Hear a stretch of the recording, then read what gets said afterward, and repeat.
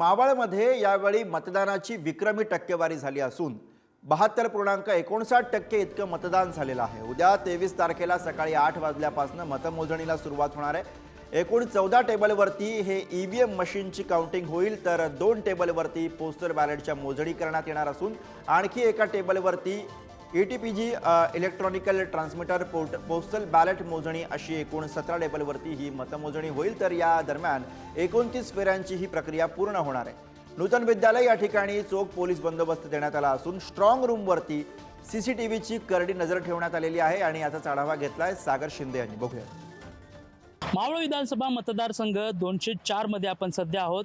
आपण जर पाहिलं की मावळ विधानसभा मतदारसंघामध्ये 402 मतदान बूथवरती शांततेमध्ये मतदान पार पडलं आणि त्यानंतर आता उद्या या ठिकाणी मतमोजणी होणार आहे। मावळ तालुक्यातील नूतन विद्यालयामध्ये आपण सध्या आहोत आणि याच ठिकाणी मतमोजणी होणार असून या ठिकाणी जर आपण पाहिलं या स्ट्रॉंग रूमच्या बाहेर या ठिकाणी मोठ्या प्रमाणाची पोलीस बंदोबस्त आपल्याला पाहायला मिळतोय। आत येण्या जाणाऱ्या लोकांची चौकशी या ठिकाणी केली जाते। त्या ठिकाणी जशा गाड्या आत जात आहेत त्यांची देखील चौकशी केली जाते।